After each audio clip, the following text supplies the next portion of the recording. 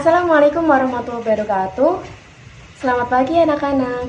Sebelum pembelajaran kita mulai, alangkah baiknya kita berdoa terlebih dahulu. Bismillahirrahmanirrahim. Alhamdulillahirabbil alamin. Ar-Rahmanir-Rahim. Maliki yaumiddin. Iyyaka na'budu wa iyyaka nasta'in. Ihdinas siratal mustaqim. Siratal ladzina an'amta 'alaihim ghairil maghdubi 'alaihim waladdallin. Rabbi ghfirli wa liwalidayya wa li jami'il muslimina amin. Alhamdulillahirabbil alamin. Sebelumnya Bu Guru absen terlebih dahulu ya untuk pertemuan hari ini, hari Kamis 27 Oktober kelas 8B.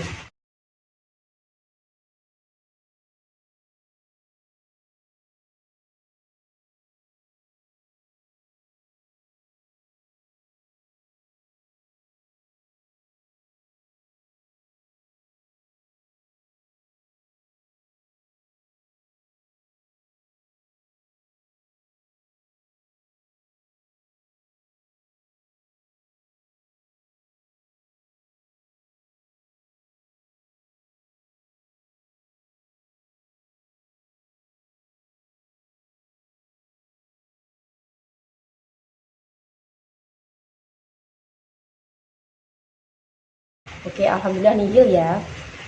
Masih semangat? Ini kan masih pagi, harusnya semangat dong. Ya, alhamdulillah. Pertemuan kemarin ada yang masih ingat kita membahas apa? Apa? Oh iya, puasa wajib dan puasa sunnah, benar. Puasa wajib itu apa kemarin? Iya, puasa Ramadan contohnya. Puasa yang wajib dilakukan ya. Oke. Yang puasa sunnah? Oke, yang dianjurkan. Oke, benar. Setelah pertemuan kemarin kita membahas tentang puasa wajib dan puasa sunnah, untuk pertemuan kali ini kita melanjutkan dengan pembahasan dengan iktikaf hati menjadi tentram. Ada yang tahu iktikaf itu apa? Berdiam diri di masjid. Oke, benar. Ada yang pernah melakukan iktikaf di masjid? Oh, belum pernah. Ya Allah.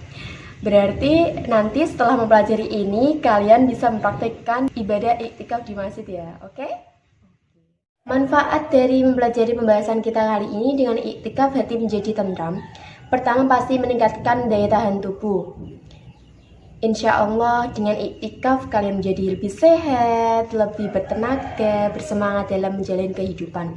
Terus dapat bermanfaat bagi kesehatan jiwa, di mana batin menjadi lebih tenang, lebih tentram dalam menjalankan semua ibadah Allah dalam kehidupan sehari-hari.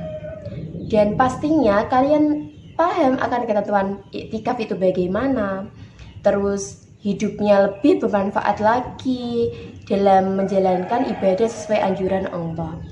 Jadi setelah mempelajari materi kita kali ini, kalian dapat melaksanakan iktikaf dalam kehidupan sehari-hari. Setelah mengikuti kegiatan pembelajaran ini, peserta didik dapat pertama, menunjukkan sikap tawaduk dan khusyuk dalam beribadah.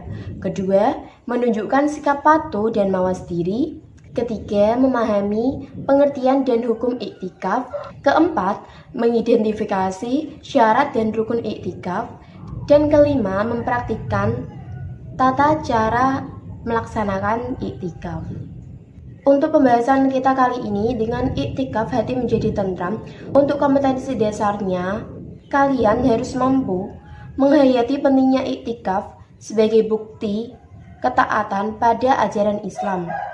Yang kedua, menunjukkan sikap patuh dan mawas diri atau muhasabah sehingga menumbuhkan kearifan dalam berpikir dan bertindak. Terus, kalian harus juga dapat menerapkan ketentuan iktikaf serta mempraktikkan ketentuan iktikaf tersebut. Selanjutnya saya bagi kelompok belajar terlebih dahulu ya, untuk memudahkan kalian dalam mengerjakan tugas selanjutnya. Untuk kelompok terdiri dari 3 orang, mudahnya kita bagi sesuai urut absen nggak apa-apa. Untuk tugasnya disampaikan di akhir pembelajaran nanti ya. Pembelajaran kita kali ini kan lewat daring dalam jaringan. Jadi kalian harus wajib mencatat dan meresum apa yang Bu Guru jelaskan nanti tentang materi kita kali ini. Dan jika ada pertanyaan yang masih dibingungkan, bisa ditulis di grup WA ya, nanti kita diskusi bersama di sana. Cukup dipahami semua? Oke, cukup. Kita masuk pada pembahasan, siap? Alhamdulillah, siap. Ketentuan iktikaf. 1. Pengertian iktikaf. Istilah iktikaf berasal dari bahasa Arab dan merupakan bentuk masdar atau infinitif dari i'takafa, ya'takifu, i'tikafan, yang berarti tinggal, menetap, atau berdiam diri di suatu tempat. Sedangkan menurut istilah, iktikaf adalah berdiam diri di dalam masjid untuk beribadah kepada Allah yang dilakukan oleh orang tertentu dengan tata cara tertentu. Allah Subhanahu wa taala berfirman, Bismillahirrahmanirrahim. Wa ahidna ila Ibrahim wa Ismaila an tahhira baitiya lit-taifina wal 'akifina war ruk'is sujud. Artinya, dan telah kami perintahkan kepada Ibrahim dan Ismail, bersihkanlah rumah-rumahku untuk orang-orang yang tawaf, yang iktikaf, yang rukuk, dan yang sujud. Quran Surat Al-Baqarah ayat 125. Sabda Nabi Muhammad SAW, Anna Nabiya sallallahu alaihi wasallam kana ya'takiful ashral awakhira min Ramadana hatta tawaffahullahu kama takafa azwajuhu min ba'di. Rawahul Bukhari wal Muslim. Artinya, sesungguhnya Nabi sallallahu alaihi wasallam senantiasa beriktikaf pada 10 hari yang terakhir pada bulan Ramadan. Kemudian para istrinya beriktikaf setelah beliau wafat. Hadis riwayat Al-Bukhari dan Muslim. Kedua, hukum iktikaf. Jumhur ulama berpendapat bahwa hukum asal melaksanakan iktikaf adalah sunnah dan bisa berubah menjadi wajib jika seseorang bernadar untuk melaksanakannya. Namun meskipun demikian, ada perbedaan pendapat di antara para ulama tentang tingkat kesunahannya. Madhab Asy-Syafi'iyah memandang semua iktikaf itu hukumnya sunnah mu'akkadah, kapan saja bisa dilakukan. Namun bila dilakukan pada 10 hari terakhir di bulan Ramadan, level kesunahannya lebih tinggi lagi.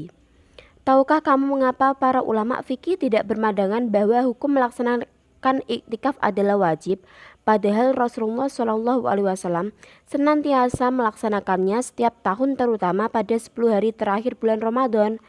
Para ulama berargumentasi bahwa Rasulullah SAW memang tidak mewajibkan seluruh sahabatnya untuk melakukan iktikaf. Pada saat beliau, Nabi Muhammad SAW beriktikaf, memang ada sebagian sahabat yang ikut beriktikaf bersama beliau, namun sebagian lain tidak ikut. Ketiga, rukun iktikaf. Tahukah kamu apa yang harus kita lakukan pada waktu melaksanakan iktikaf? Waktu kita beriktikaf ada 2 rukun yang harus kita perhatikan, yakni pertama, niat, yaitu menyengaja untuk beriktikaf. Jumhur ulama diantaranya madhab Al-Malikiyah, Asy-Syafi'iyah, dan Al-Hanabilah sepakat menetapkan bahwa niat adalah bagian dari rukun iktikaf. Sedangkan madhab Al-Hanafiyah menempatkan niat sebagai syarat iktikaf dan bukan sebagai rukun. Fungsi dari niat ketika beriktikaf ini antara lain: pertama, untuk menegaskan spesifikasi ibadah iktikaf dari sekedar duduk ngobrol di dalam masjid. Orang yang sekedar duduk menghabiskan waktu di masjid, statusnya berbeda dengan orang yang niatnya mau beriktikaf, meski keduanya sama-sama duduk untuk berbincang-bincang. Namun yang satu mendapat pahala iktikaf, yang satunya tidak mendapat pahala iktikaf. Kedua, menegaskan hukum iktikaf itu sendiri. Apakah termasuk iktikaf yang wajib seperti karena sebelumnya sempat bernadar, ataukah iktikaf yang hukumnya sunnah? Kedua, berdiam diri di dalam masjid sekurang-kurangnya selama tomak-ninah sholat. Ketiga, bertempat di masjid atau mu'takaf fih. Keempat, orang yang beriktikaf atau mu'takif. Keempat, syarat iktikaf. Sebelum melaksanakan iktikaf ada beberapa syarat yang harus dipenuhi. Tahukah kamu apa syarat-syarat tersebut? Mari kita pelajari dengan sungguh-sungguh materi berikut. Pertama, Islam. Dengan disyaratkannya status beragama Islam, maka orang kafir atau orang yang tidak beragama Islam tidak sah bila melaksanakan iktikaf. Walaupun syariat membolehkan orang yang bukan beragama Islam masuk ke dalam masjid, namun tidak dibenarkan melaksanakan ibadah iktikaf kecuali setelah menyatakan dirinya masuk Islam. Kedua, balik atau mumayyiz. Seorang anak yang belum balik tetapi sudah mumayyiz, apabila melaksanakan ibadah iktikaf hukumnya sah dan berpahala. Sebagaimana kalau anak yang belum balik itu menjalankan ibadah sholat dan puasa, bila sudah mumayyiz maka ibadahnya sah dan berpahala baginya. Ketiga, berakal sehat. Ibadah iktikaf membutuhkan niat dan menyengaja untuk melakukan. Orang yang tidak punya kesadaran atas dirinya tentu tidak bisa berniat untuk mengerjakan suatu ibadah termasuk iktikaf. Maka secara otomatis orang gila yang tidak waras pemikirannya tidak sah bila melakukan iktikaf. Keempat, suci dari haid dan nifas. Wanita yang sedang mendapat darah haid atau nifas tidak dibenarkan ikut beriktikaf di dalam masjid. Dasarnya bukan karena khawatir darahnya akan mengotori masjid, sebab syariat Islam membolehkan wanita yang sedang mengalami istihadah untuk masuk masjid. Kalau larangan itu semata-mata karena khawatir darah akan menetes dan merusak kesucian masjid, seharusnya wanita yang sedang mengalami istihadah pun dilarang masuk dalam masjid. Namun wanita yang haid atau nifas keduanya diharamkan masuk ke dalam masjid karena mereka dalam status hukum seperti itu, dilarang memasuki wilayah suci di dalam masjid. Sementara iktikaf itu tidak sah dikerjakan kecuali di dalam masjid, maksudnya di bagian tempat yang suci.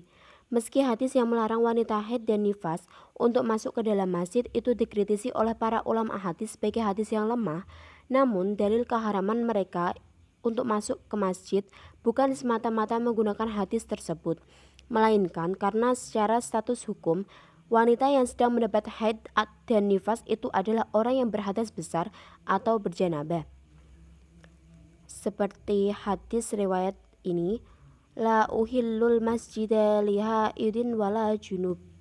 Artinya dari Aisyah radhiyallahu anha berkata bahwa Rasulullah shallallahu alaihi wasallam bersabda, tidak aku halalkan masjid bagi orang yang haid dan junub. Hadis riwayat Abu Dawud.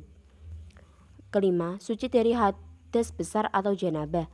Orang yang sedang dalam keadaan berjanabah atau berhadas besar diharamkan masuk ke dalam masjid, sehingga ia tidak boleh mengerjakan iktikaf lantaran iktikaf itu hanya dilaksanakan di dalam masjid saja.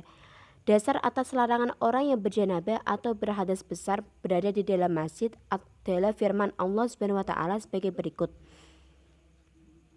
Bismillahirrahmanirrahim. Ya ayyuhalladzina amanu la taqrabus sholata wa antum sukara hatta ta'lamu ma taquluna wala junuban illa abiri sabilin hatta taghtasilu. Artinya, hai orang-orang yang beriman, janganlah kamu sholat sedang kamu dalam keadaan mabuk, sehingga kamu mengerti apa yang kamu ucapkan. Jangan pula hampiri masjid sedang kamu dalam keadaan junub, terkecuali sekedar berlalu saja hingga kamu mandi.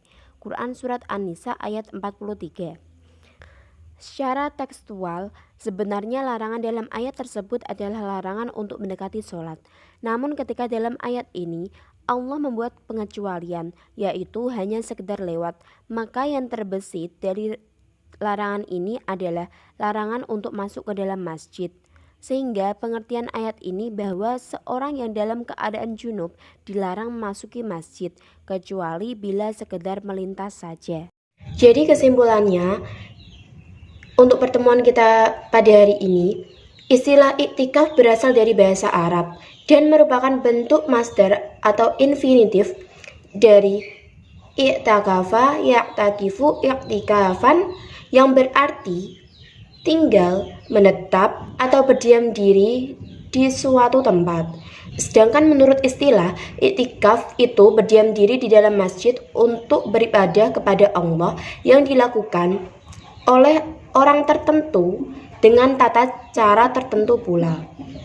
Jumhur ulama berpendapat bahwa hukum asal melaksanakan iktikaf adalah sunnah dan bisa berubah menjadi wajib jika seorang bernadar untuk melaksanakannya. Selanjutnya, rukun iktikaf yang pertama niat, yang kedua berdiam diri di masjid sekurang-kurangnya selama tumakninah sholat, ketiga bertempat di masjid atau mu'takaf fi, keempat orang yang beriktikaf atau mu'takif. Adapun syarat iktikaf pertama Islam, kedua balik atau mumayyiz, ketiga berakal sehat, keempat suci dari haid dan nifas, Dan kelima, suci dari hadas besar atau janabah.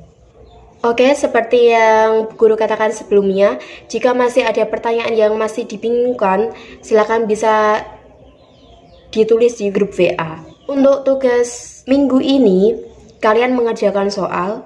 Untuk tugas selanjutnya, untuk tugas minggu depan, kelompok ganjil, kalian mencari hal-hal yang membatalkan iktikaf dan hal-hal yang diperbolehkan ketika iktikaf. Untuk kelompok genap, kalian mencari amalan-amalan yang dianjurkan ketika iktikaf dan hikmah iktikaf. Bisa dipahami? Jadi pertemuan selanjutnya kalian sistemnya presentasi. Kalian yang mempresentasikan, kalian yang memaparkan materi kalian, dapatnya apa saja. Nanti didiskusikan bersama di dalam kelas. Nanti dapat diambil kesimpulannya.